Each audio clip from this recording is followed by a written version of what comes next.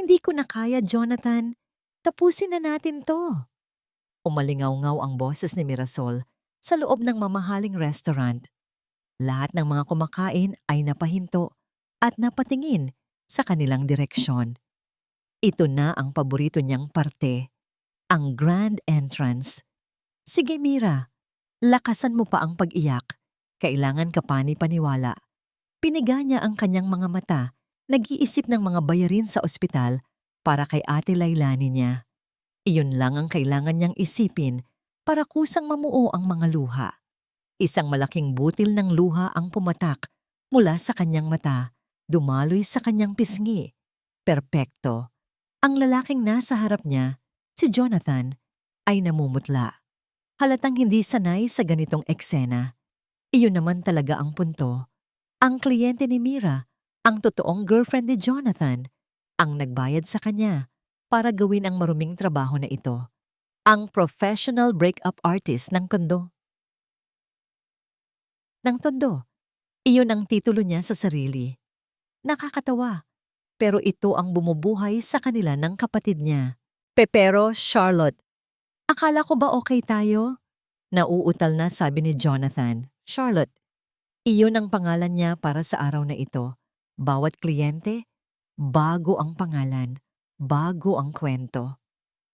Okay, sa tingin mo okay lang sa akin na habang magkasama tayo, ang isip mo ay nasa iba? Sigaw ni Mira, sinisiguradong maririnig ng lahat. Huwag mo na akong lokohin, Jonathan. Tumayo si Mira. Ito na ang cue para sa finale. Kukunin ang bayad at aalis na parang isang reyna. Ngunit sa kanyang pagtayo, hindi niya napansin ang paa ng upuan sa kabilang mesa. Natapilok siya. Nawalan siya ng balanse. Ang hawak niyang baso ng red wine ay lumipad sa ere. Tila nag-slow motion ang lahat. Ang pulang likido ay parang isang ibon na lumilipad patungo sa isang direksyon, sa isang babaeng nakasuot ng all-white dress sa katabing mesa. Splat! Isang perpektong mantsa ng red wine ang gumuhit sa puting-puting bestida ng babae. Parang dugo. Natahimik ang buong restaurant. Maging si Mira ay natigilan. Hindi ito kasama sa script. Ang babae, maganda at halatang mayaman, ay napatingin sa kanyang damit na may gulat at galit. What the hell?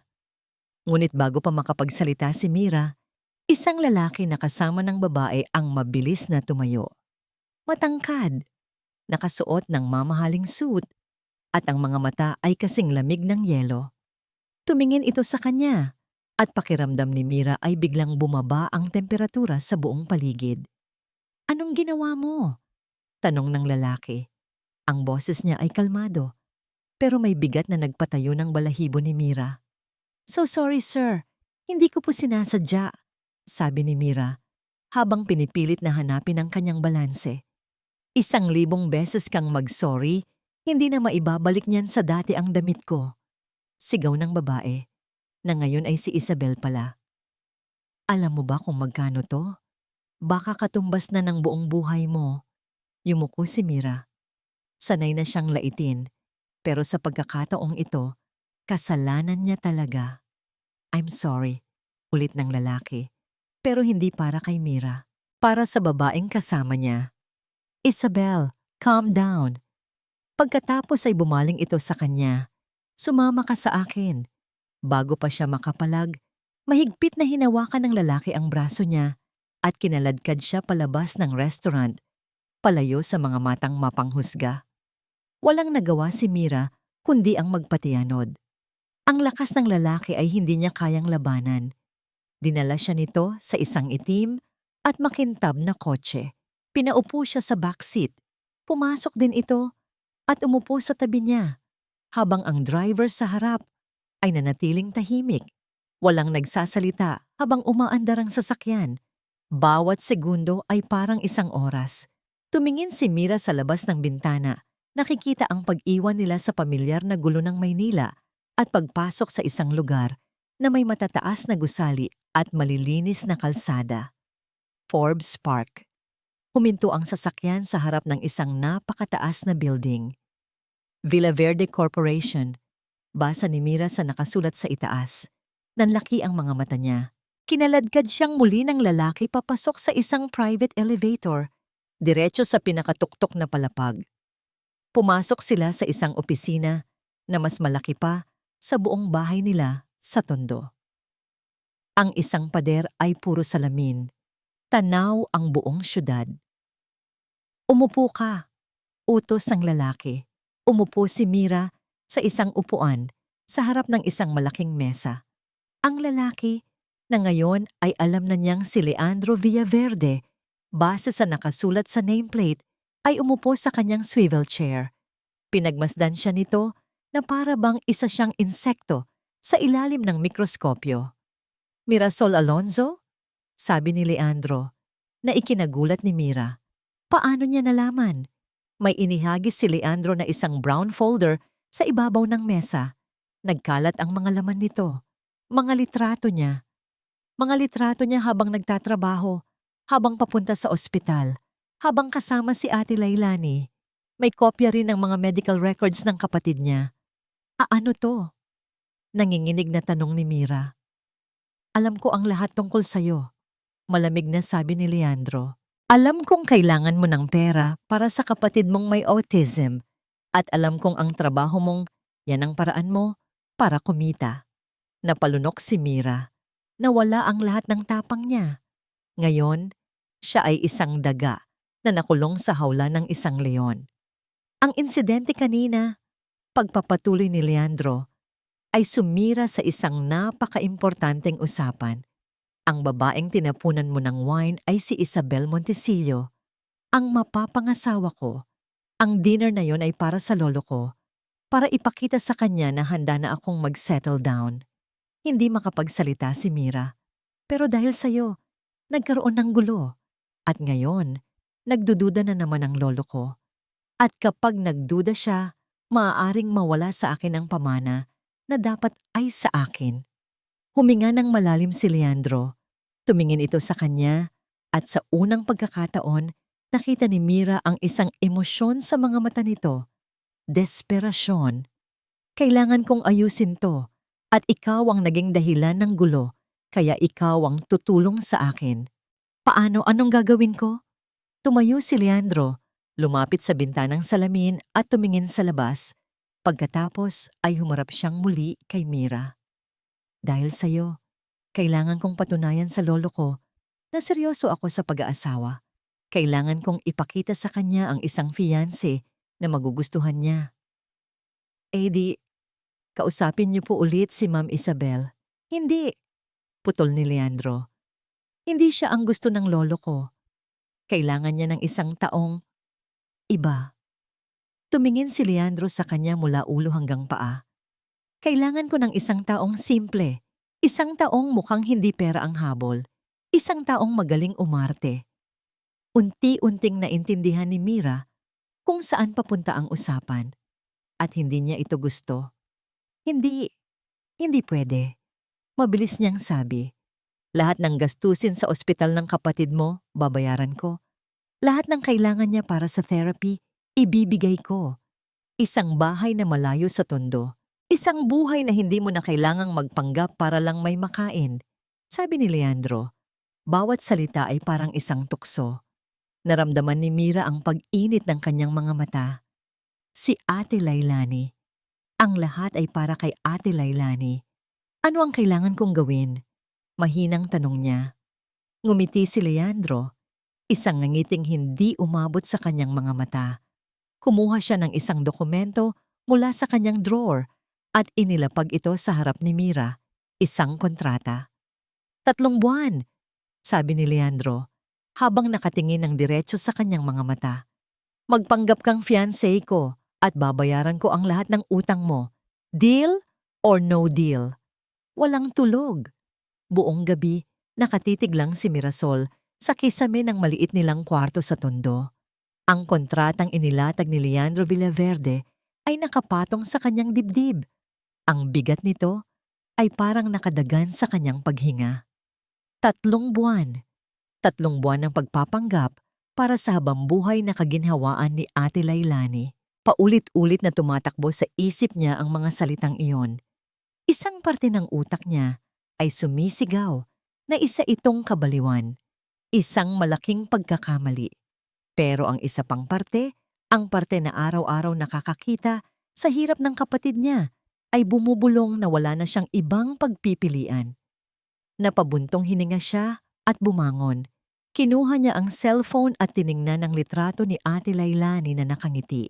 Ito ang sagot. Ang tanging sagot na mahalaga. Kinabukasan, isang itim na sasakyan na hindi babagay sa makipot nilang eskinita ang huminto sa tapat ng bahay nila. Si Leandro mismo ang naghihintay. Hindi ito nagsalita. Isang tango lang ang ibinigay nito na para bang sinasabing, "Sumunod ka." Hindi siya dinala sa opisina. Dinala siya sa isang mamahaling butik kung saan isang grupo ng mga tao ang naghihintay. "They will fix you," sabi lang ni Leandro bago siya iwan. "Fix me?"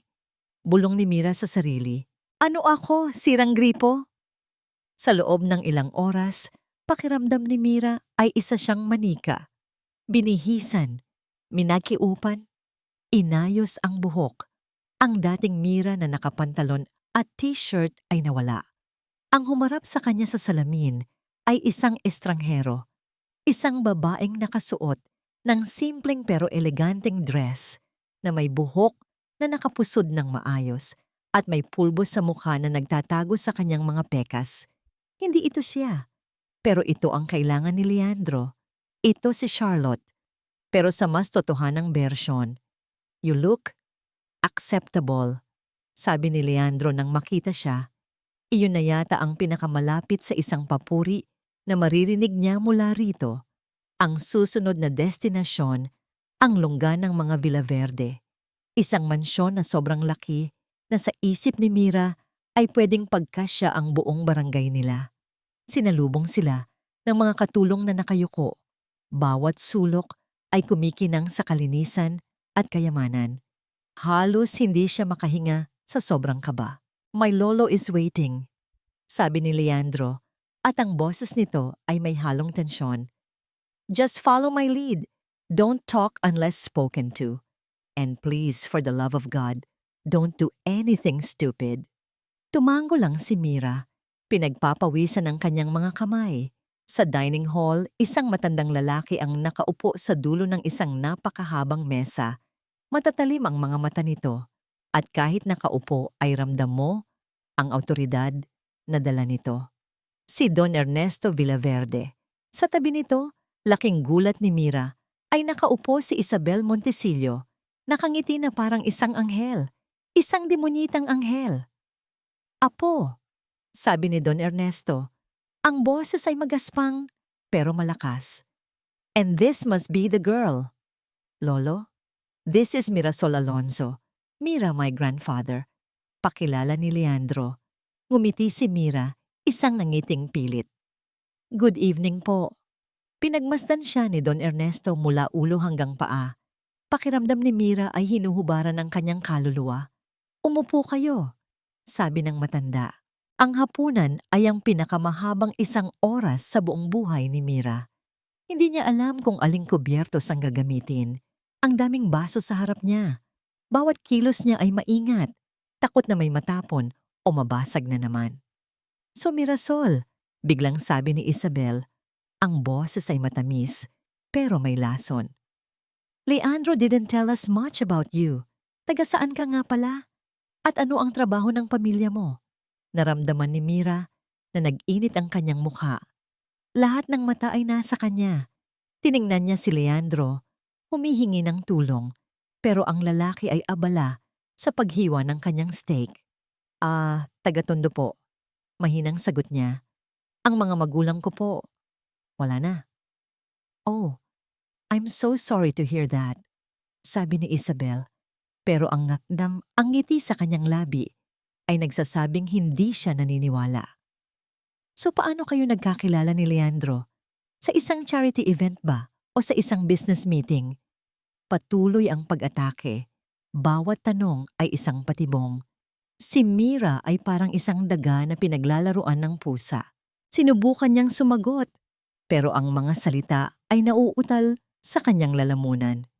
We met through a common friend. Mabilis na sabat ni Leandro. Tila napansin na ang alaga niyang aso ay malapit ng malunod. It was a private matter. Ang sagot na yon ay nagpatigil kay Isabel, pero hindi nito nabura ang kahihiyan na naramdaman ni Mira. Pakiramdam niya ay lulubog siya sa kinauupuan niya. Pagkatapos ng hapunan, sa biyahe pa uwi, ang katahimikan sa loob ng kotse ay masakit sa tenga. That was a disaster, basag ni Leandro sa katahimikan. Ang boses niya ay puno ng pagkadismaya. Hindi umimik si Mira. Hindi ka ba marunong gumamit ng kutsilyo at tinidor? Hindi ka ba naturuan ng basic table manners? Hindi lahat ng tao lumaki sa palasyo na katulad mo. Pabulong na sagot ni Mira. Anong sabi mo? Sabi ko, sorry kung naipahiya kita sa harap ng lolo mo at ng ex mo. Sagot ni Mira. Ngayon ay may lakas na. Ginawa ko ang lahat ng sinabi mo. Ngumiti ako. Tumahimik ako. Ano pa bang gusto mo?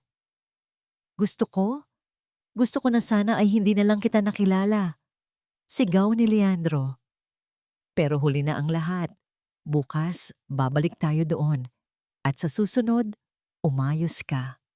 Hindi na muling nagsalita si Mira hanggang sa ihatid siya sa isang maliit na condo unit na, ayon kay Leandro, ay titirhan niya sa loob ng 3 buwan. Mag-isa siya, malayo sa tondo, malayo kay Ate Lailani. Isinara niya ang pinto at napasandal dito. Napaluha siya sa sobrang sama ng loob. Para kay Ate Lailani, sabi niya sa sarili. Kayanin mo to, Mira, para sa kanya. Samantala, sa mansyon ng mga Villaverde, pinagmamasdan ni Don Ernesto ang papalayong sasakyan ng kanyang apo mula sa bintana ng kanyang library. Kinuha niya ang kanyang telepono at tinawagan ang kanyang pinagkakatiwalaang assistant. Ipagpatuloy mo ang pagbabantay sa kanya. Utos niya sa kabilang linya. Gusto kong malaman ang lahat. Ang bawat pagtama ng mamahaling takong ni Isabel Montesillo sa makintab na sahig ng kanyang penthouse ay kasabay ng bawat malutong na mura na lumalabas sa kanyang bibig. How dare he? How dare that arrogant bastard replace me with that tondo trash? Hinablot niya ang isang vase na gawa sa kristal at ibinato ito sa pader. Ang tunog ng pagbasag nito ay nagbigay sa kanya ng panandaliang kasiyahan, pero hindi nito nabura ang apoy ng galit at kahihiyan na nararamdaman niya. Si Mirasol Alonzo, ang pangalan ay parang lason sa kanyang dila. Isang hamak na babae mula sa tondo. Walang pinag-aralan, walang class. Paanong nangyari na ang isang tulad niya ang pumalit sa pwesto na dapat ay sa kanya? Humiga si Isabel sa kanyang sofa, pilit na pinapakalma ang sarili. Kailangan niyang mag-isip. Hindi ito tungkol lang kay Leandro. Hindi na. Tungkol na ito sa pamilya niya. Kinuha niya ang kanyang cellphone at tinawagan ang kanyang ama. Dad, any news? Wala pa, anak. Sagot ng matandang Montesillo sa kabilang linya. Ang boses nito ay pagod at puno ng pag-aalala. The banks are threatening to foreclose. We need the Villaverde merger more than ever. Napapikit si Isabel. Ang kasal nila ni Leandro ay hindi lang isang simpleng unyon. Ito ang tanging pag-asa para mailigtas ang Montesillo Empire mula sa pagbagsak. At ngayon, ang lahat ng yon ay nakasalalay sa isang walang kwentang babae. I'll fix this, Dad. I promise. Paano? Isabel, Don Ernesto seems to like the girl. Nakita ko kung paano niya ito tingnan kanina. May kakaiba. He's an old, senile man. Hindi niya alam ang ginagawa niya. Sigaw ni Isabel. I will find a way. I will destroy that girl. Pagkatapos ng tawag, naglakad-lakad siya sa kanyang sala. Ang utak niya ay tumatakbo ng mabilis. Paano?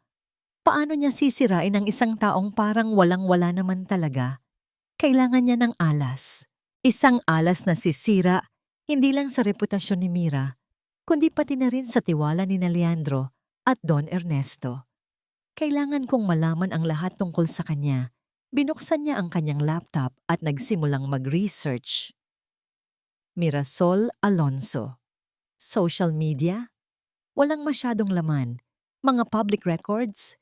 Walang criminal record. Ang impormasyon tungkol sa kanya ay kasing linis ng isang bagong papel. Masyadong malinis. Pero may isang bagay na nakuha ang atensyon niya. Sa isang lumang blog post tungkol sa isang community project sa Tondo, may isang group picture. At doon, sa likod ni Mira, may isang lalaking nakaakbay sa kanya. Ang caption, Mira with her supportive boyfriend, Rico. Rico. Isang ideya ang nabuo sa isip ni Isabel. Isang madilim at desperadong ideya. Kung walang mahanap na dumi, baka kailangang may magkalat nito para sa kanya. Nag-hire siya ng isang private investigator. Sa loob lang ng isang araw, nakuha niya ang lahat ng impormasyon na kailangan niya tungkol kay Rico Reyes. Isang tambay, may mga maliliit na kaso ng pagnanakaw at kilalang pasakit sa ulo sa lugar nila. Perpekto. Isang gabi, pinuntahan ni Isabel ang isang tago at madilim na bar sa Maynila kung saan madalas tumambay si Rico. Ang amoy ng alak at sigarilyo ay dumidikit sa kanyang mamahaling damit, pero tiniis niya. Nakita niya si Rico sa isang sulok, nag-iisa at mukhang problemado. Lumapit siya. Rico Reyes? Tumingala ang lalaki at nakita ni Isabel ang pagkagulat sa mga mata nito. Sino ba namang hindi magugulat na isang babaeng mukhang model ang lalapit sa kanya? Ako nga. Anong kailangan ng isang tulad mo sa akin? Mayabang na tanong ni Rico. Umupo si Isabel sa tapat niya at naglabas ng isang makapal na sobre mula sa kanyang bag. Inilapag niya ito sa mesa at dahan-dahang itinulak palapit kay Rico. I need information, diretsong sabi ni Isabel. Tungkol kay Mirasol Alonso, every dirty little secret she has. At gusto kong tulungan mo akong sirain siya. Binuksan ni Rico ang sobre at nanlaki ang mga mata niya sa dami ng pera. Ngumisi siya, isang ngising aso. Si Mira? Ano namang atraso sa'yo ng babaeng yon? That's none of your business. Mataray na sagot ni Isabel. Just tell me what you know. I'm sure meron kang itinatagong alas. Tumawa si Rico. Alas? Meron. Pero hindi yun libre. Tiningnan niya ang pera. Kulang to. Tumaas ang kilay ni Isabel. How much? Triple this, sabi ni Rico. At gusto ko ng tulong para makalayo sa lugar na to kapag tapos na ang lahat. Nag-isip si Isabel, desperado na siya, at ang lalaking ito ang susi niya. Fine, but the information better be good. Sumandal si Rico sa kanyang upuan, ang mga mata ay naglalaro sa katuwaan. May kwento ako sa'yo, tungkol sa isang maliit na misunderstanding na nangyari dati. Isang misunderstanding na halos magpakulong kay Mira. Isang kwento tungkol sa nawawalang pera sa isang charity fund na siya ang humahawak. Isang ngiti ang unti-unting gumuhit sa mga labi ni Isabel. Isang ngiting malamig at puno ng tagumpay. Go on, sabi niya. Habang nagkukwento si Rico, inilabas ni Isabel ang kanyang cellphone at sinimulang i-record ang lahat. Bawat salita, bawat detalye. Ito na. Ito na ang bombang sasabog sa mukha ni Mirasol at wawasak sa lahat ng pangarap nito.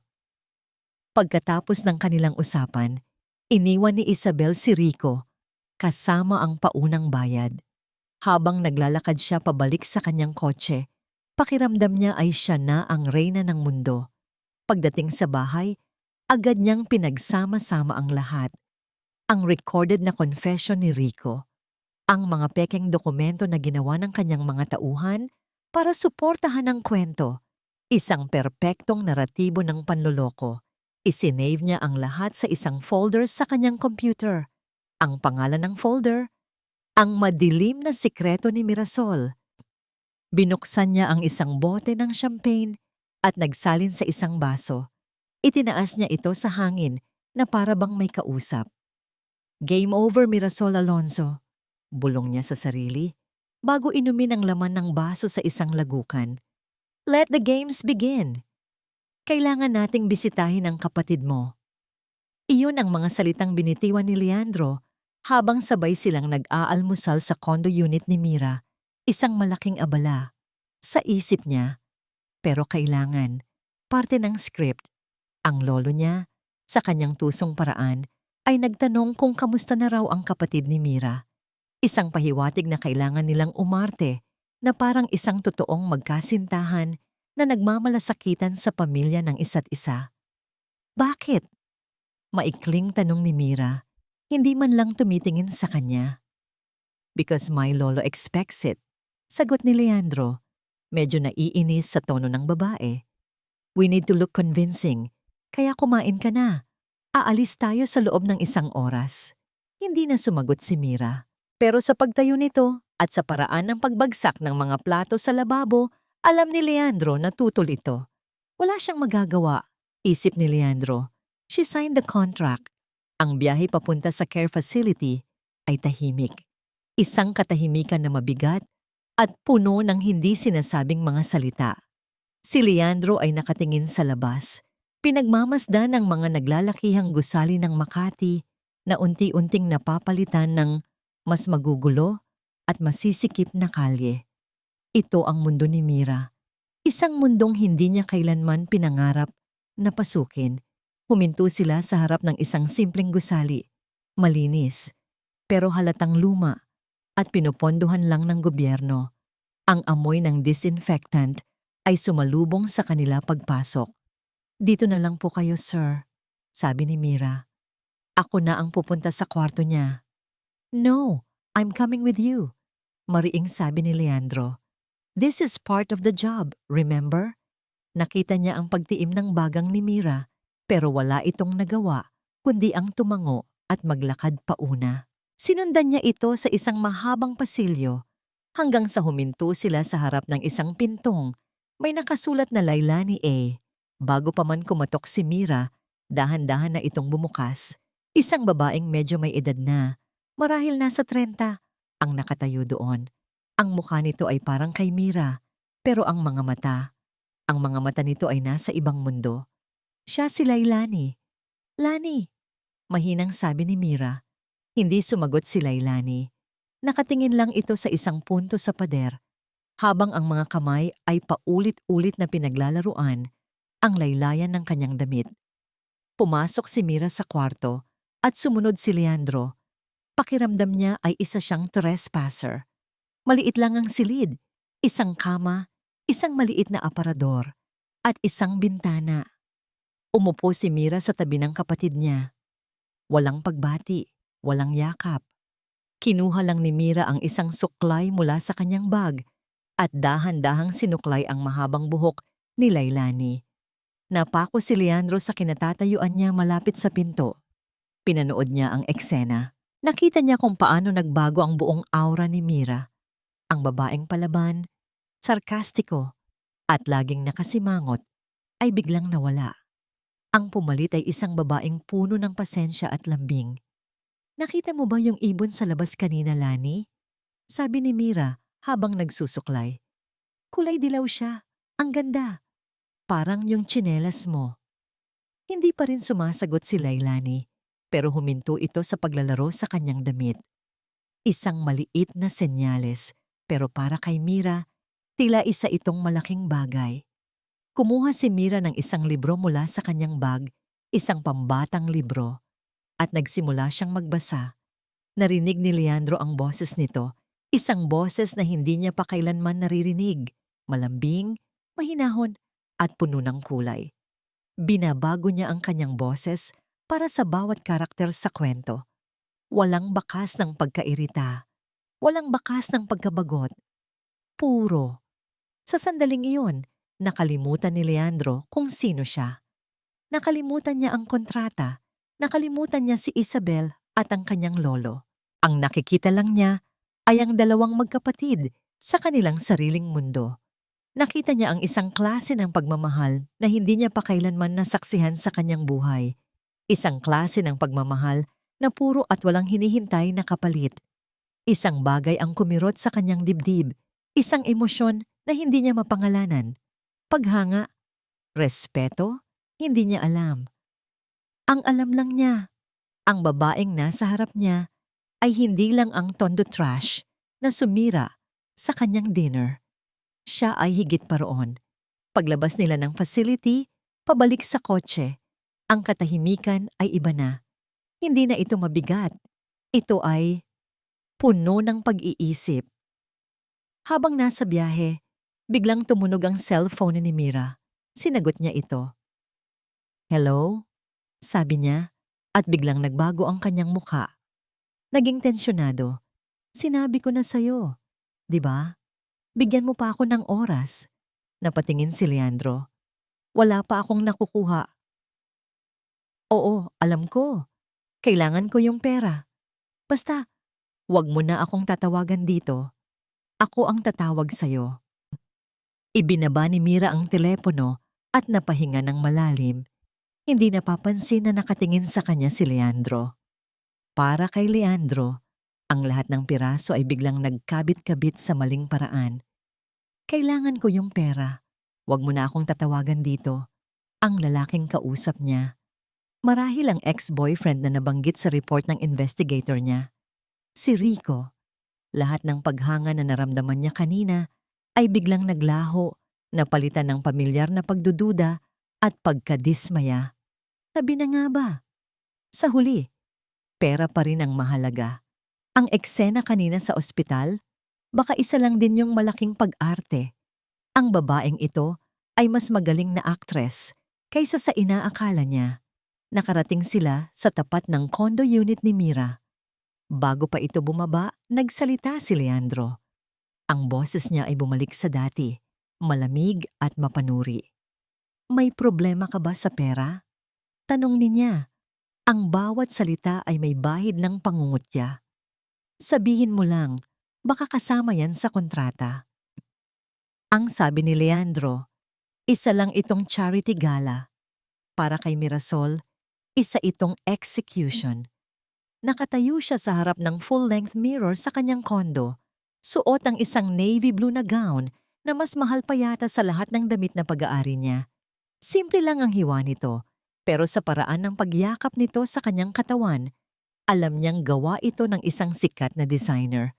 May mga maliliit na diamante na kumikinang sa kanyang leeg at tainga. Ang buhok niya ay nakaayos sa isang eleganteng bun at ang makeup niya ay sapat lang para itago ang kanyang pagod at kaba. Pakiramdam niya ay isa siyang impostor, isang basurera na binihisan ng ginto. Nang dumating si Leandro para sunduin siya, isang tango lang ang isinukli nito sa kanyang hitsura. Walang papuri, walang komento. Business as usual. Iyon naman ang gusto ni Mira. Mas madali kung ganoon. Mas madaling isipin na trabaho lang ang lahat ng ito. Pero pagdating nila sa grand ballroom ng isang 5-star hotel, lahat ng tapang na inipon niya ay biglang naglaho. Ang lugar ay parang isang eksena mula sa pelikula. Ang mga chandelier ay kumikinang na parang mga bituin. Ang tugtog ng orkestra ay pumupuno sa hangin. At ang mga tao, lahat ay nakasuot ng magagarang damit, may hawak na mga baso ng champagne, at nag-uusap sa paraan na alam mong sila ang may-ari ng mundo. Naramdaman ni Mira ang pamilyar na hiya. Gusto niyang magtago sa likod ni Leandro. "Relax," bulong ni Leandro sa tabi niya. Ang boses ay mahina, pero may bigat. "Just smile and don't say anything stupid." Inilagay nito ang kamay sa kanyang likod, isang kilos na dapat ay magbigay ng suporta. Pero para kay Mira, ito ay isang paalala. Hawak kita sa leeg.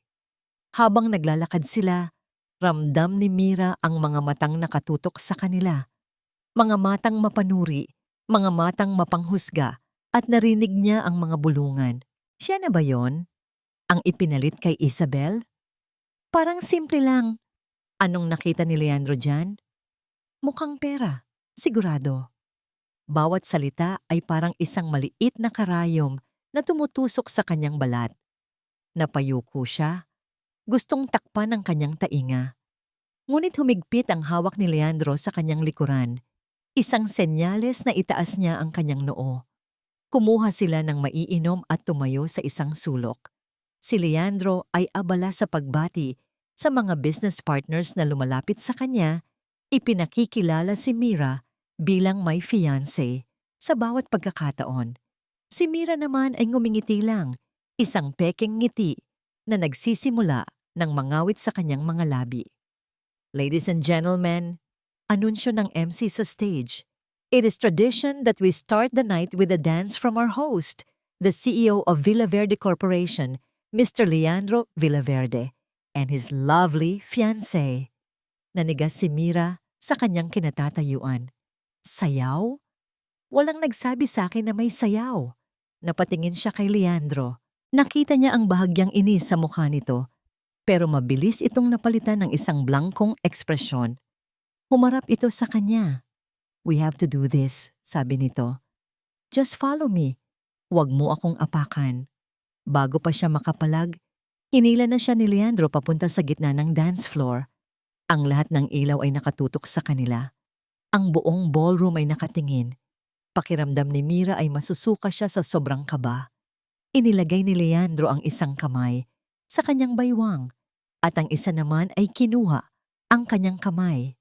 Ang init ng palad nito ay tumagos sa kanyang manipis na guwantes. Nagsimula ang tugtog, isang mabagal na waltz. Nagsimulang gumalaw si Leandro at si Mira ay nagpatianod na lang. Ang mga paa niya ay parang may sariling isip, nanginginig at alanganin. Ngunit ang paggabay ni Leandro ay sigurado at malakas. Para siyang isang manika na isinasayaw ng isang bihasang puppeteer. "Look at me!" Utos ni Leandro. Ang boses ay mahina. Para lang sa kanya. Dahan-dahan, itinaas ni Mira ang kanyang tingin. Nagtama ang kanilang mga mata. At sa isang iglap, nawala ang lahat. Nawala ang mga tao. Nawala ang mga bulungan. Nawala ang takot. Ang tanging nakikita niya ay ang mga mata ni Leandro. Hindi na ito kasing lamig ng dati. Meron itong intensity.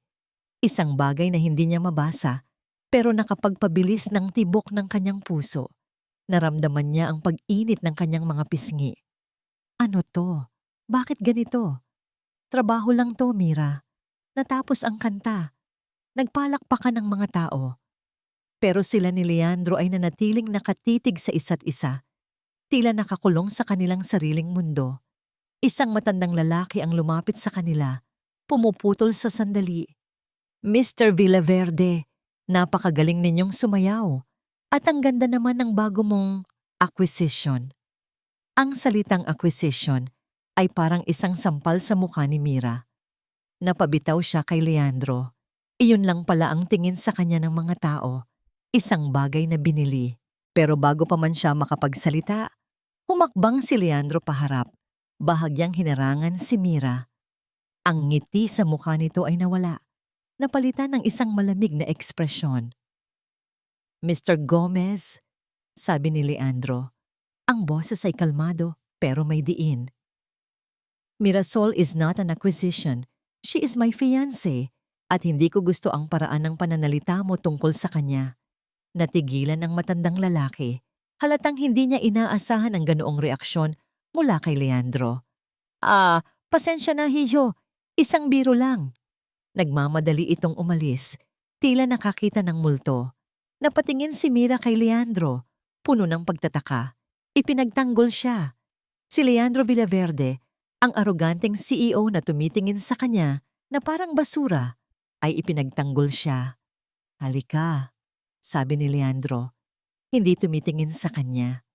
Hinawakan nito ang kanyang kamay at hinila siya palayo sa dance floor, papunta sa isang tahimik na balkonahe na tanawang kumikinang na syudad. Binitawan nito ang kanyang kamay pagdating nila roon.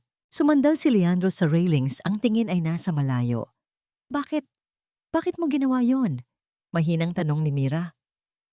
"Gaya ng sinabi ko, kailangan nating magmukhang kapani-paniwala," sagot ni Leandro. Ang boses ay blanko. "Hindi magandang tingnan kung hahayaan kong bastusin ng kung sino-sino ang mapapangasawa ko. It's bad for business. Business. Siyempre, ano pa nga bang aasahan niya? Naramdaman ni Mira ang isang kirot ng pagkadismaya. Isang maliit na parte sa kanya ang umasa na marahil lang, ay may katiting na sinseridad sa ginawa nito. Salamat pa rin, sabi niya. Tumahimik sila sandali. Ang tanging ingay ay ang malayong tunog ng musika mula sa loob at ang ugong ng syudad sa ibaba. Ang malamig na hangin ng gabi ay yumakap sa balikat ni Mira. Nanginginig siya ng bahagya. Hindi sigurado kung dahil sa lamig o sa mga emosyon na nag-uunahan sa loob niya. Napansin yata ni Leandro ang kanyang panginginig. Hinubad nito ang kanyang suit jacket at maingat na ipinatong sa kanyang mga balikat. Ang init at ang pabango ni Leandro, isang mamahaling amoy ng sandalwood at bergamot, ay biglang bumalot kay Mira.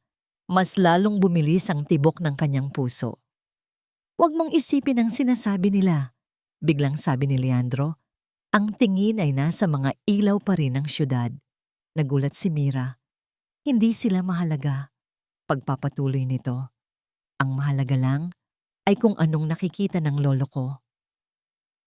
Humarap ito sa kanya at sa ilalim ng liwanag ng buwan, ang mga mata nito ay hindi na kasing talim. Mayroon itong kalungkutan o baka guni-guni niya lang. Lumapit ito, isang hakbang lang, pero sapat na para maramdaman ni Mira ang init ng katawan nito. Naramdaman niyang parang lumiliit ang mundo, na silang dalawa lang ang nasa balkonahe.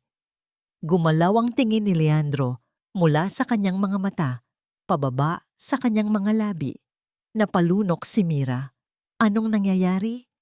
Dahan-dahan, inilapit ni Leandro ang mukha nito sa kanya. Napapikit si Mira. Hinihintay ang isang bagay na hindi niya dapat hintayin. Ngunit sa halip na halik, naramdaman niya ang mainit na hininga nito malapit sa kanyang tainga. Ngayong gabi, bulong nito, ang bawat salita ay nagpapatayo ng kanyang balahibo. Sa mata nila, aking ka. Tapos na ang pagdiriwang. Ang mga ilaw sa mansyon ng mga Villaverde ay isa-isa ng pinapatay at ang mga huling katulong ay naglilinis na ng kalat. Ngunit sa library, sa ikalawang palapag, isang ilaw pa ang nananatiling bukas. Si Don Ernesto Villaverde ay nakaupo sa kanyang malaking silyang gawa sa leather. Hindi gumagalaw. Sa harap niya sa ibabaw ng kanyang mahogany desk ay isang baso ng brandy at isang lumang litrato na nasa silver frame. Ang nasa litrato ay isang binatang lalaki na kamukhang kamukha ni Leandro. Ngunit ang ngiti nito ay mas masayahin. Ang mga mata ay mas puno ng buhay. Ito ang kanyang kaisa-isang anak. Ang ama ni Leandro. Si Antonio. Dinampot ni Don Ernesto ang litrato. Hinaplos ng kanyang nanginginig na daliri ang mukha ng anak. At kasabay noon, bumalik ang isang alaala na pilit niyang ibinabaon sa limot sa loob ng 30 taon. Isang alaala na parang tinik na nakabara sa kanyang lalamunan. Nasa library din sila noon. Si Antonio, 25 anyos pa lang, ay nakatayo sa harap niya. Ang mga mata ay nag-aapoy sa galit. Hindi ko siya mahal, Itay. Hindi ko pakakasalan ng isang babaeng hindi ko mahal para lang sa kumpanya. Sigaw ni Antonio. Ito ang tama, Antonio. Sagot niya, ang boses ay kasing tigas ng bakal. Ang pamilya at ang negosyo ang dapat unahin. Ang pag-ibig ay isang luho na hindi natin kayang tustusan. Pwes, isaksak ninyo sa lalamunan ninyo ang negosyo. Iyon ang mga huling salita ni Antonio bago nito malakas na isinara ang pinto. Makalipas ang isang linggo, nakatanggap siya ng tawag, isang car accident. Masyadong mabilis daw ang takbo ni Antonio sa isang kurbada sa Tagaytay. Walang nakitang foul play ang mga pulis. Pero alam ni Don Ernesto ang totoo. Hindi iyon aksidente. Iyon ay isang pagtakas. Isang pagtakas mula sa buhay na ipinipilit niya para dito. Mula noon, ang bawat araw ay isang paalala ng kanyang pagkakamali. Ang bawat pagtingin niya kay Leandro ay isang pagkakataon para itama ang nakaraan. Ibinalik ni Don Ernesto ang litrato sa mesa. Ang pagsisisi ay mabigat pa rin, pero ngayon may kasama na itong pag-asa. Kinuha niya ang isa pang folder. Hindi ito tungkol sa negosyo. Ang nakasulat sa labas ay Mirasol Alonzo. Binuklat niya ito. Naroon ang lahat. Ang kahirapan sa Tondo, ang trabaho bilang breakup artist, ang kapatid na may autism. Sa simula, iyon lang ang nakita ng kanyang private investigator. Pero hindi tumigil si Don Ernesto. Mayroon siyang hinahanap at nakita niya ito. Sa gitna ng mga report, may isang set ng mga litrato. Kuha ang mga ito mula sa malayo. Isang litrato kung saan si Mira ay nakikipagtawanan sa mga bata sa kalye. Isang litrato kung saan pagod itong nakaupo sa labas ng ospital. At ang pinakamahalaga sa lahat, isang litrato kung saan isang matandang babae na nagtitinda ng sampagita ang natumba at nagkalat ang paninda. Sa gitna ng maraming taong naglalakad at walang pakialam, si Mira, si Mirasol, na galing sa mahirap at magulong mundo, ang tanging huminto. Tinulungan niya ang matanda na makatayo. Pinulot niya ang bawat piraso ng sampagita at bago siya umalis, may iniabot siyang pera mula sa sarili niyang bulsa. Iyon ang hinahanap ni Don Ernesto. Hindi ang ganda, hindi ang yaman, kundi ang puso. Isang pusong totoo, isang pusong may malasakit, isang bagay na hindi kailanman nakita ni Leandro sa mga babaeng nakapaligid sa kanya. Kaya pala, nang marinig niya mula sa kanyang mga espiya ang tungkol sa aksidente sa restaurant, alam niyang iyon na ang pagkakataon, isang perpektong pagkakataon para pagtagpuin ang dalawang mundong hindi kailanman magtatagpo. Dinampot ni Don Ernesto ang kanyang telepono at tinawagan si Leandro. Leandro, sabi niya, ang boses ay bumalik sa dati nitong tono, matigas at puno ng awtoridad. Gusto kong magkaroon tayo ng family gathering dito sa mansyon sa Sabado, isang simpleng pananghalian, at gusto kong narito kayong dalawa ni Mirasol. Lolo, we're busy. Sagot ni Leandro sa kabilang linya. Hindi iyon pakiusap, apo, putol ni Don Ernesto. Iyon ay isang utos. Ibinaba niya ang telepono bago pa man makasagot ang kanyang apo. Sumandal siyang muli sa kanyang silya at huminga ng malalim. Ang plano ay umaandar na. Ngunit alam niyang hindi ito magiging madali. Kailangang masubok si Leandro. Kailangang masubok si Mira. At higit sa lahat, kailangan niyang harapin ang multo ni Isabel Montesillo. May kumatok sa pinto ng library. Ang kanyang pinagkakatiwalaang assistant, si Mateo, ang pumasok.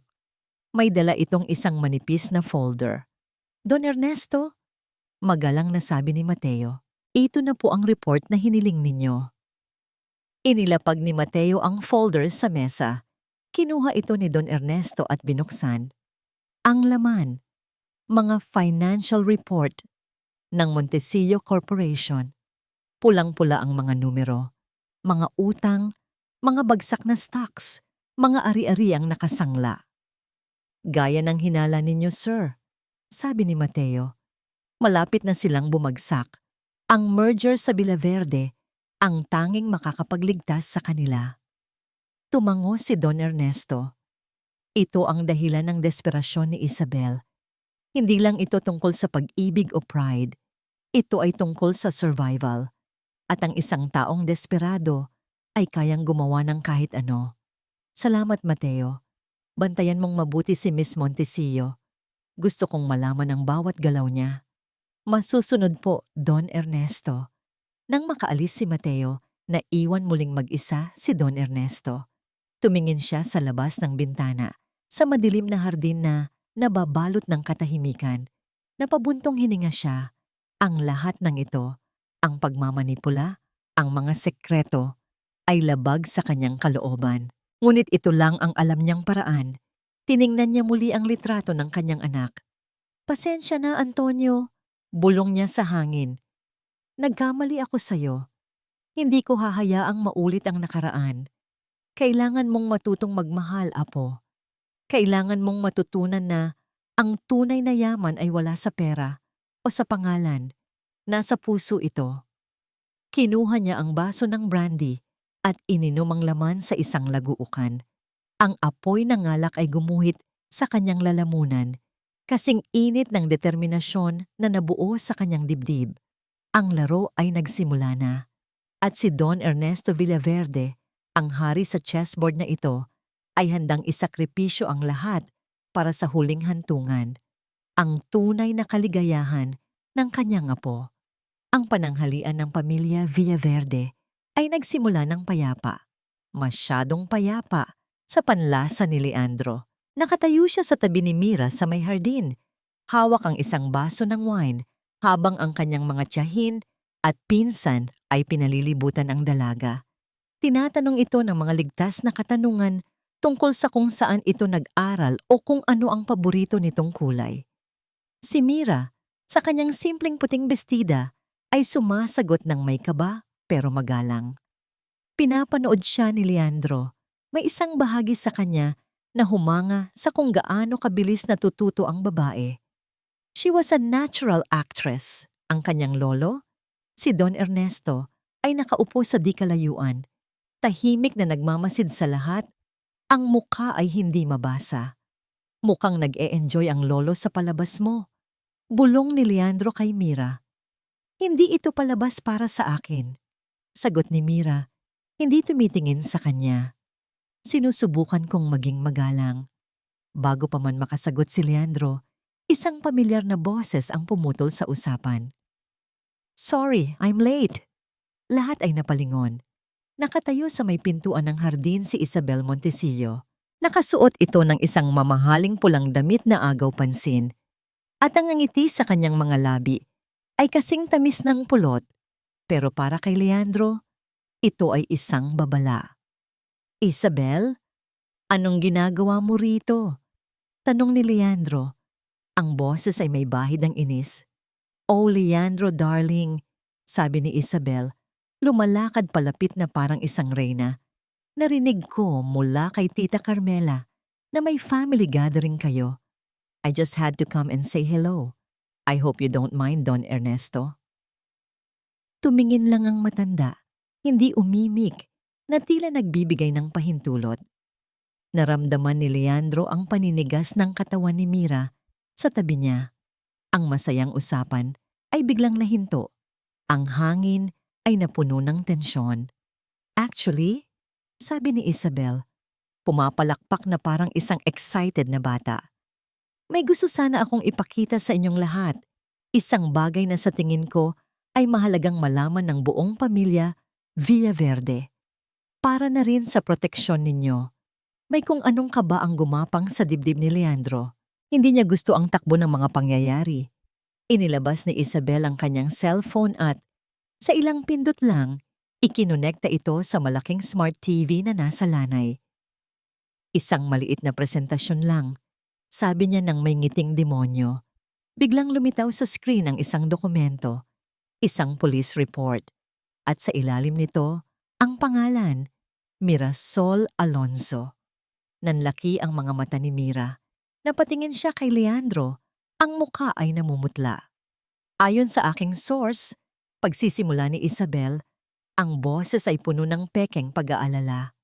Ang babaeng ito, na ipinakikilala ni Leandro bilang kanyang fiancé, ay mayroon palang madilim na nakaraan.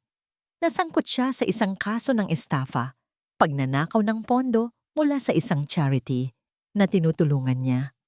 Sunod-sunod na lumabas ang mga ebidensya sa screen, mga pekeng bank statement, isang litrato ni Mira kasama si Rico na may caption na kasama ang kanyang partner in crime, at ang pinakamatindi sa lahat, isang audio recording.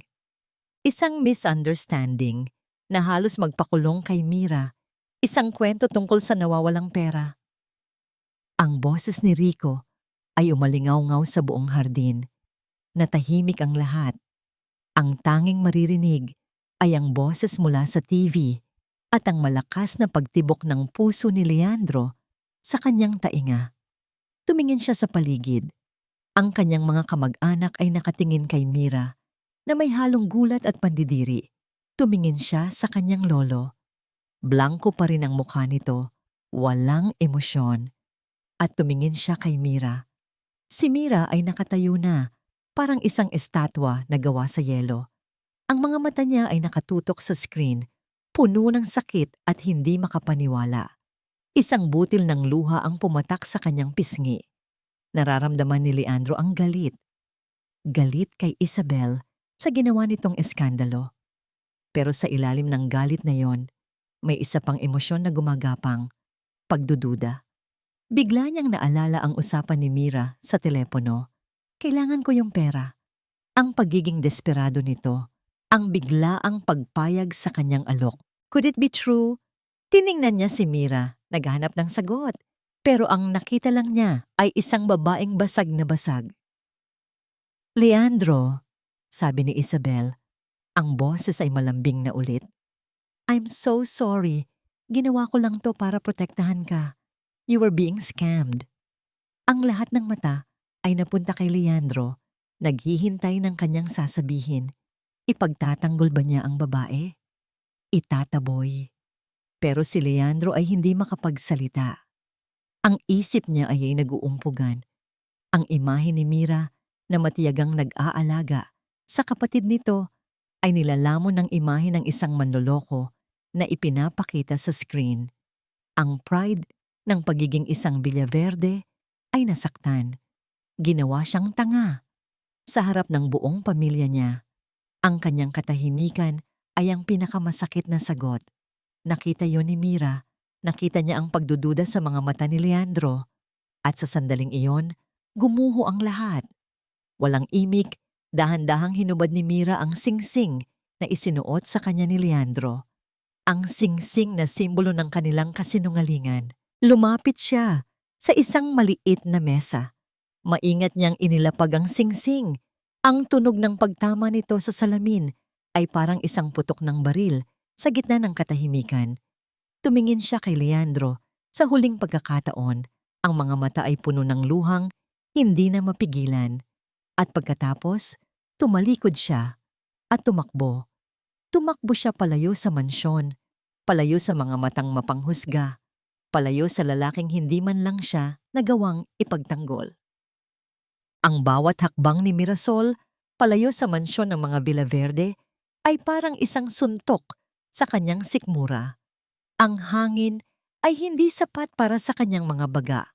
Ang mga luha ay malayang dumadaloy sa kanyang mga pisngi, hinahayaang mabura ang mamahaling makeup na nakapinta sa kanyang mukha. Hindi niya alam kung paano siya nakarating sa labas ng gate. Hindi niya alam kung paano siya nakasakay ng taxi. Ang tanging alam niya ay ang sakit. Isang matinding sakit na gumuguhit mula sa kanyang dibdib hanggang sa kaibuturan ng kanyang kaluluwa. Hindi ang mga akusasyon ni Isabel ang pinakamasakit. Hindi rin ang mga mapanghusgang tingin ng mga kamag-anak ni Leandro, kundi ang kanyang katahimikan.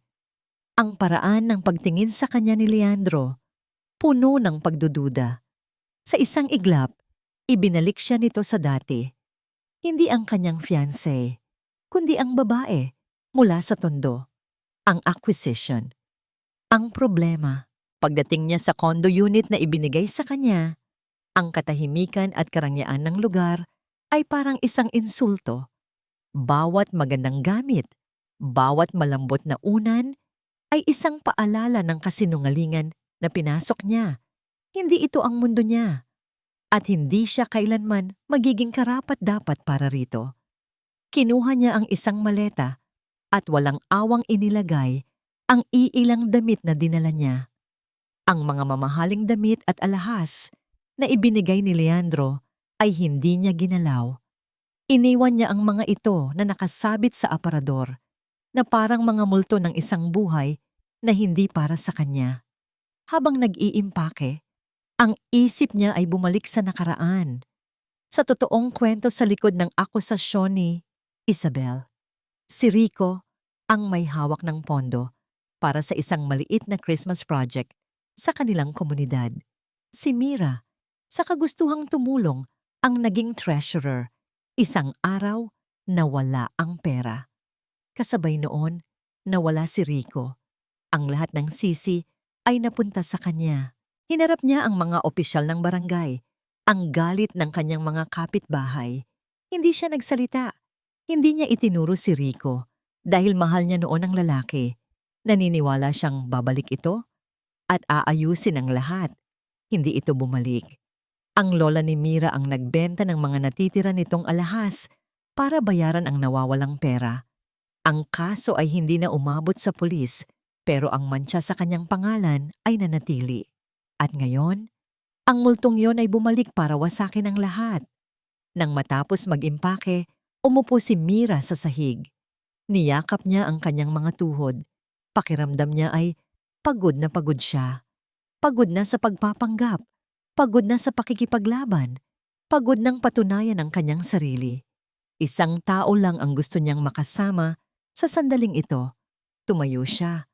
Meron pa siyang natitirang pera.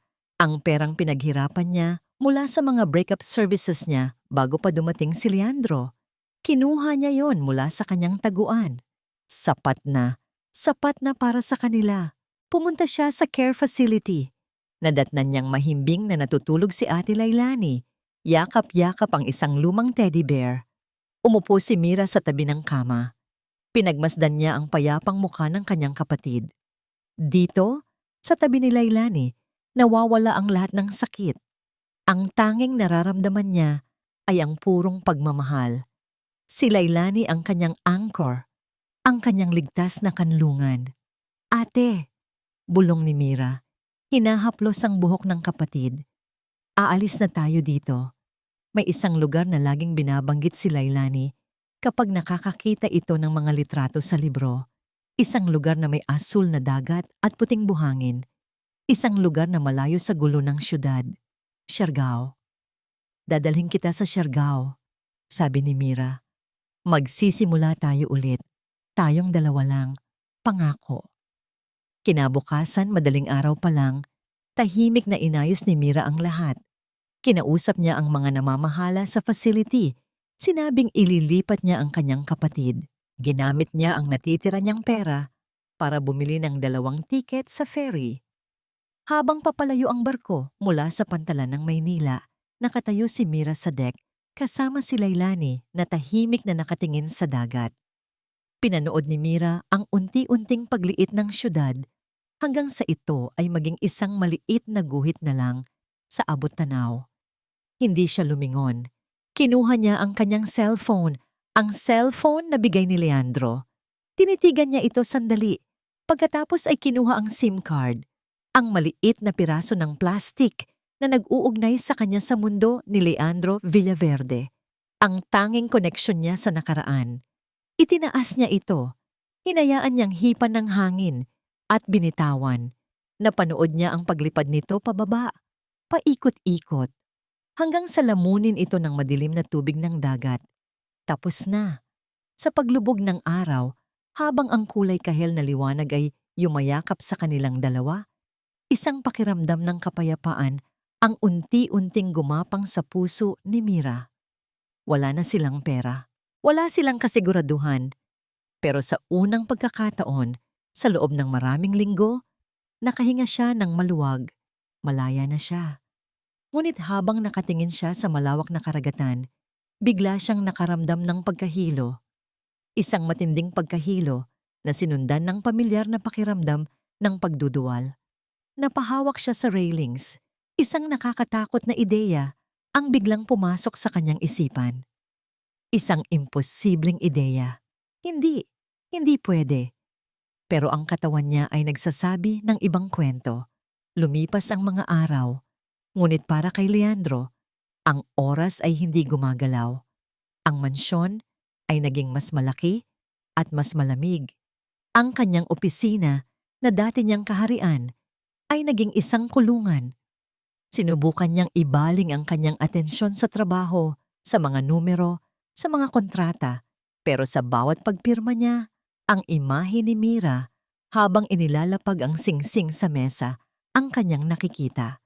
Sa bawat pagtingin niya sa bintana, ang mukha nitong puno ng luha ang sumasalubong sa kanya. Ang problema ay wala na. Pero bakit pakiramdam niya ay mas malaki ang nawala sa kanya? Isang malaking butas ang naiwan sa kanyang dibdib. Isang butas na hindi kayang punan ng kahit anong yaman o tagumpay. Isang hapon, hindi na niya natiis. Pinuntahan niya ang kanyang lolo.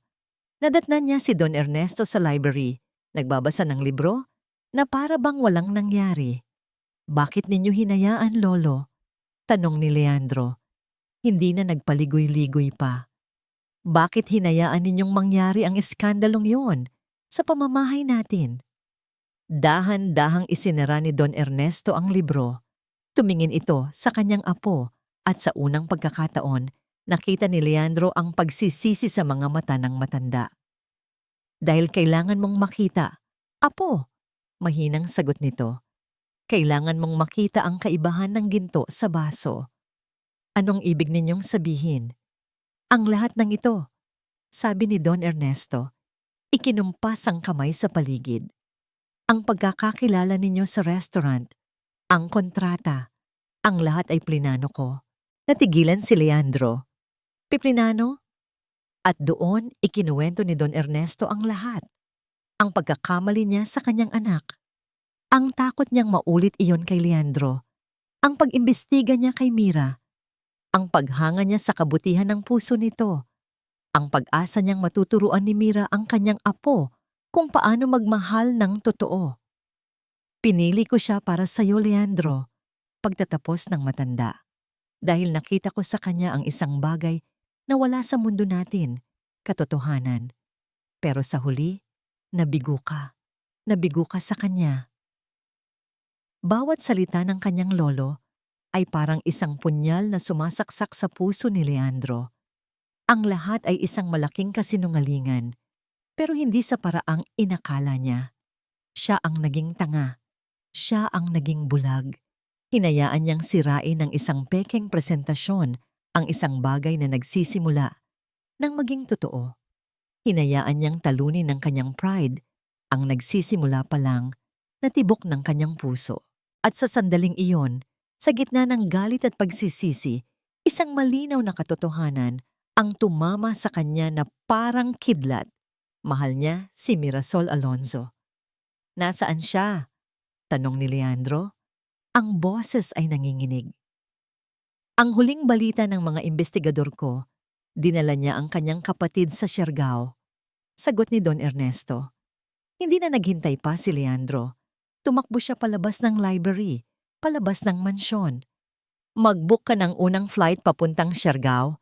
Ngayon na. Sigaw niya sa kanyang assistant sa telepono.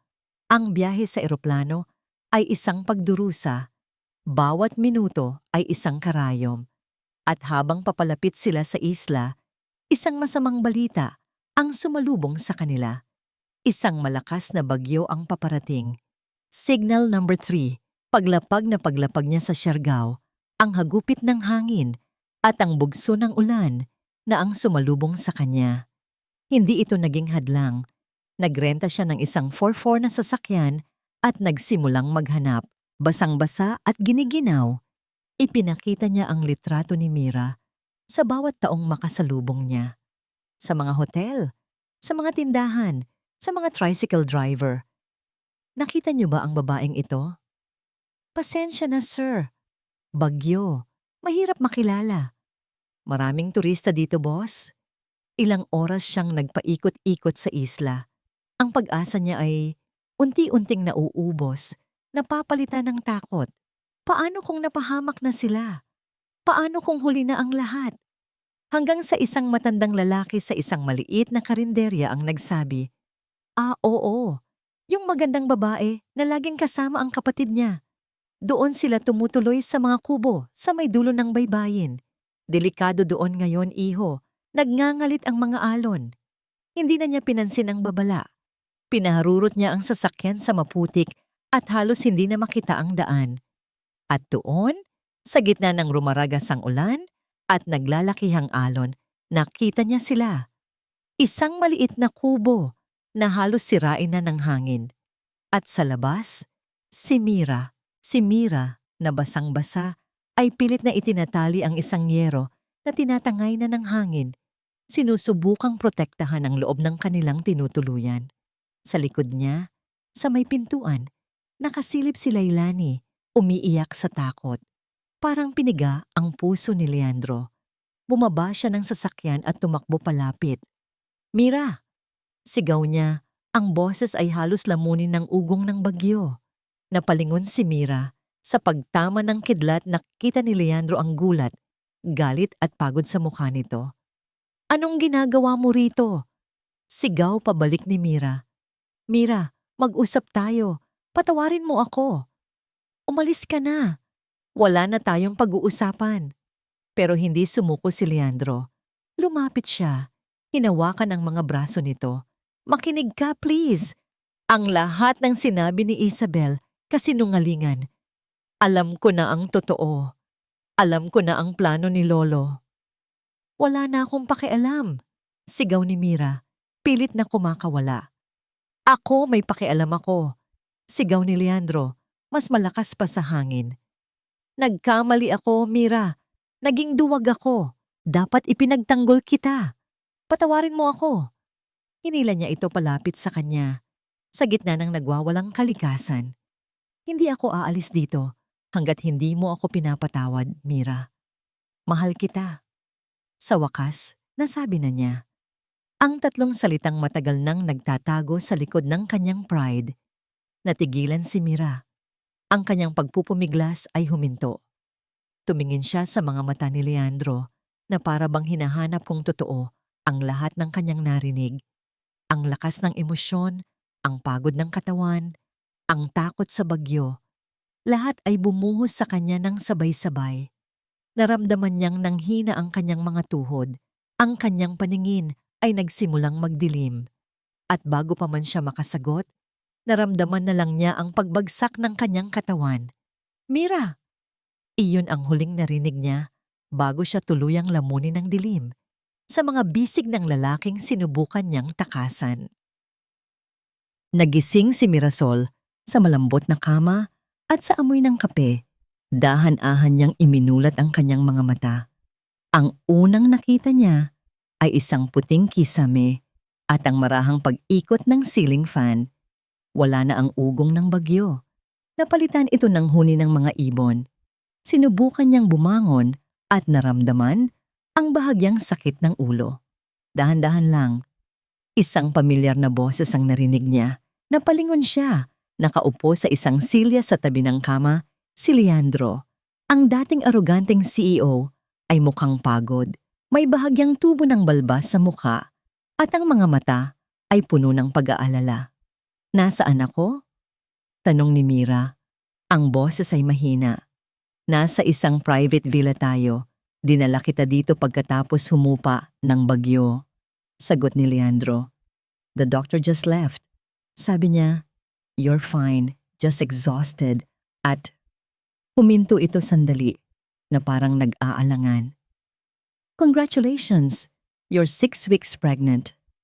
Ang mga salita ay parang bombang sumabog sa loob ng silid. Kahit na may hinala na si Mira, ang marinig ito ng malakas ay ibang usapan. Napahawak siya sa kanyang tiyan. Isang buhay na nabuo mula sa isang kasunduan, mula sa isang kasinungalingan, na puno ng takot ang kanyang mga mata. Mag-isa siya. Paano niya bubuhayin ang isang bata? "Mira," sabi ni Leandro, na tila nabasa ang takot sa kanyang mukha. Lumuhod ito sa tabi ng kama at kinuha ang kanyang kamay. Ang mga palad nito ay mainit at sigurado. "Huwag kang matakot. Nandito ako. Nandito tayo." Tumingin si Mira sa mga mata ni Leandro. Walang gulat, walang galit. Ang nakita lang niya ay isang emosyon na hindi niya pa kailanman nakita rito noon. Purong kaligayahan. "Hindi ka galit?" Nauutal na tanong niya. Ngumiti si Leandro. Isang totoong nangiti na umabot hanggang sa kanyang mga mata. "Bakit ako magagalit? Ito ang pinakamagandang balita na narinig ko sa buong buhay ko." Hinalikan nito ang kanyang kamay. Ito ang patunay na hindi lang isang kontrata ang lahat ng ito. Ito ay totoo. Tayo ay totoo. Napaluha si Mira. Pero ngayon, hindi na ito luha ng sakit, kundi luha ng kalituhan at unti-unting pag-asa. Si Ate Lailani, tanong niya. Nasa kabilang kwarto siya, sagot ni Leandro. Kasama ang isang private nurse na kinuha ko. Natutulog siya, pagod sa biyahe. Sa sumunod na linggo, nanatili sila sa Siargao at sa bawat araw na lumilipas, ipinakita ni Leandro sa gawa, hindi sa salita, ang kanyang pagbabago. Nakikita ni Mira kung paano nito alagaan si Lailani. Kinakausap niya ito kahit hindi ito sumasagot. Matiyaga siyang naghihintay habang naglalaro ito sa buhangin. Isang hapon, nakita ni Mira si Leandro na nakaupo sa tabi ni Lailani sa may dalampasigan. Tinuturuan itong gumawa ng sandcastle. Ang dating CEO ng Villaverde Corporation na laging abala sa pera at negosyo ay nakaupo ngayon sa buhangin. Ang mamahaling damit ay puno ng dumi at tumatawa kasama ang kanyang kapatid. Doon sa sandaling iyon, tuluyang gumuho ang lahat ng pader na itinayo ni Mira sa paligid ng kanyang puso. Nalaman din niya ang nangyari pagkatapos niyang umalis. Si Don Ernesto, gamit ang mga ebidensya mula sa sarili nitong investigador, ang naglantad sa kasinungalingan ni Isabel sa buong pamilya.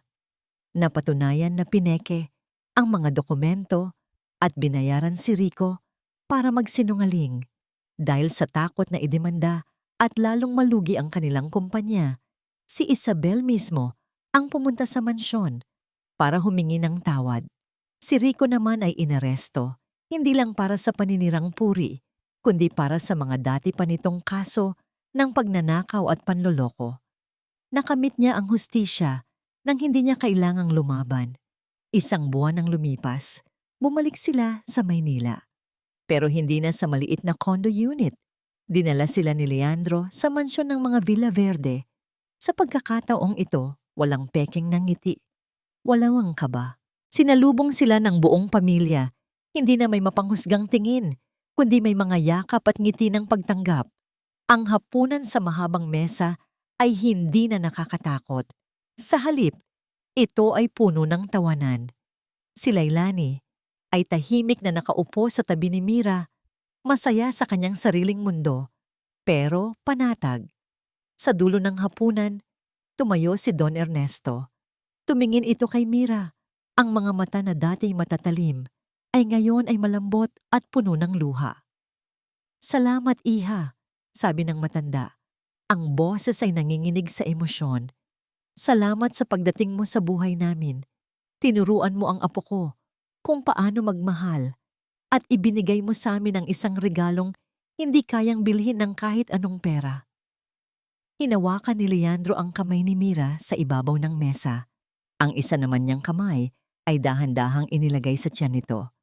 Ngumiti si Mira at sa unang pagkakataon, naramdaman niyang kabilang siya. Nahanap na niya ang kanyang tahanan. Ang kwento ay nagtatapos makalipas ang ilang buwan. Bumalik sina Leandro at Mira sa Siargao, sa dalampasigan kung saan nagsimula ang kanilang paghilom. Nakatayo sila, pinapanood ang paglubog ng araw.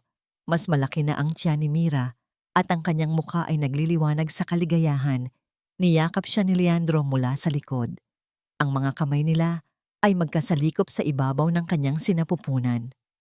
Handa ka na ba para sa bagong kabanata natin, mahal ko? Bulong ni Leandro.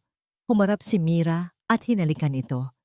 Isang halik na puno ng pagmamahal, pagpapatawad at pangako ng isang panghabang buhay. Oo, sagot niya, habang nakatitig sa mga mata ng lalaking minahal niya. Handang-handa na. At dito nagtatapos ang makulay na kwento ng pag-ibig nina Mirasol at Leandro.